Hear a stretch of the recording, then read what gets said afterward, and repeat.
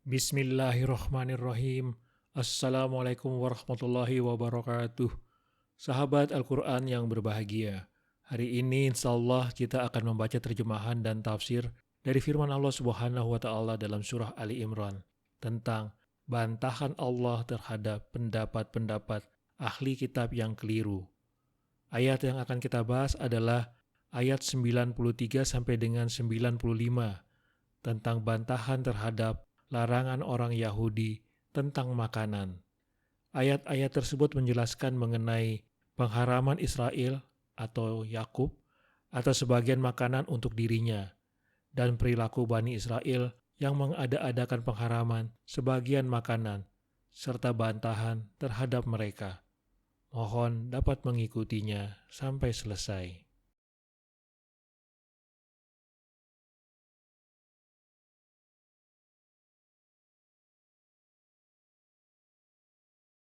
Semua makanan halal bagi Bani Israel, kecuali makanan yang diharamkan oleh Israel, Yakub, atas dirinya sebelum Taurat diturunkan. Katakanlah Nabi Muhammad, bawalah Taurat, lalu bacalah, jika kamu orang-orang yang benar.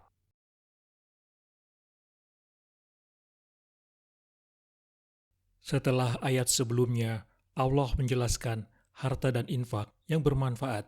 Maka pada ayat ini, Allah menjelaskan makanan yang halal atau haram bagi Bani Israel. Semua makanan itu pada dasarnya halal bagi Bani Israel, sebagaimana halal juga bagi selain mereka, kecuali makanan yang diharamkan oleh Israel atau Yakub atas dirinya sendiri sebelum Taurat diturunkan dalam rangka meraih kebajikan dan mendekatkan diri kepada Allah. Makanan tersebut adalah daging dan susu unta. Ada suatu riwayat menyebutkan bahwa Nabi Yakub pernah sakit dan bernazar kalau Allah memberinya kesembuhan, maka dia tidak akan makan daging unta dan tidak minum susunya, meskipun kedua makanan tersebut sangat disukainya. Pengharaman Nabi Yakub atas kedua jenis makanan tersebut lalu diikuti oleh keturunannya. Setelah Taurat diturunkan, ada beberapa makanan yang diharamkan bagi mereka sebagai hukuman atas pelanggaran yang mereka lakukan. Lihat surat An-Nisa ayat 160 dan Al-An'am ayat 146.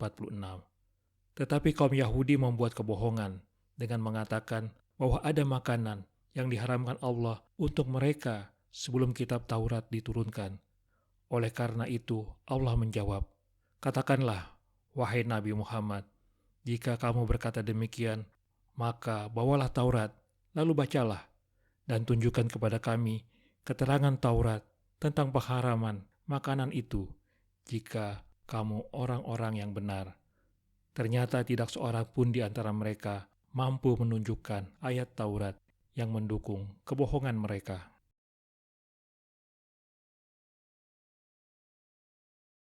Orang-orang Yahudi memprotes penghalalan sebagian makanan seperti daging dan susu unta kepada umat Islam dan mengklaim bahwa syariat Ibrahim tidak menghalalkan beberapa jenis makanan itu.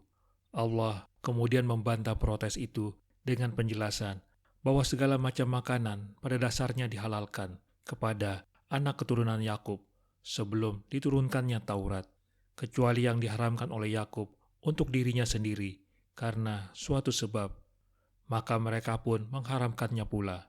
Dan Allah memerintahkan nabinya untuk memintakan kepada mereka bukti dari Taurat yang menyatakan bahwa syariat Ibrahim menghalalkan beberapa makanan itu kalau klaim mereka memang benar. Tetapi ternyata mereka tidak mampu melakukannya.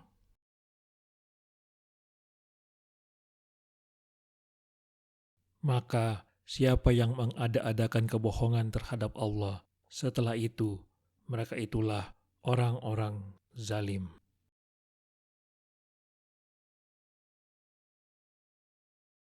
Karena tidak seorang pun dari mereka mampu menunjukkan dalil atau ayat Taurat tentang pengharaman makanan sebagaimana yang mereka katakan, maka jelas bahwa mereka berbohong. Dan barang siapa mengada-adakan kebohongan terhadap Allah menyangkut makanan atau hal lainnya, setelah datang penjelasan tentang itu, maka mereka itulah orang-orang zalim. Mereka itulah orang-orang yang jauh dari kebenaran dan akan mendapat siksaan yang pedih akibat kezaliman tersebut.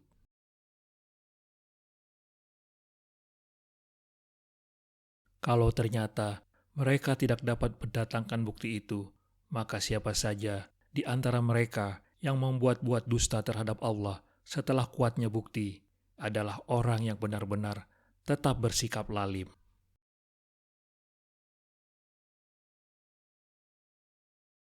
Katakanlah, Nabi Muhammad, Maha benar Allah dalam firman-Nya, maka ikutilah agama Ibrahim yang hanif, dan dia tidaklah termasuk orang-orang musyrik.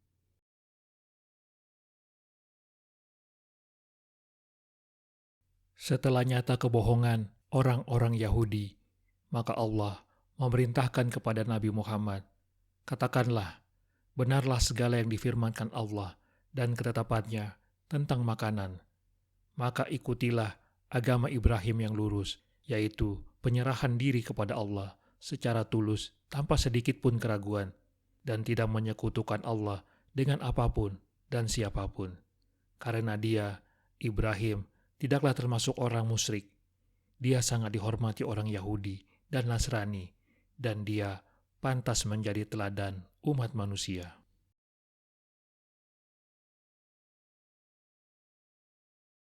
Setelah membuktikan kelemahan mereka, Allah memerintahkan Rasul-Nya untuk menjelaskan kebenaran wahyu yang disampaikan.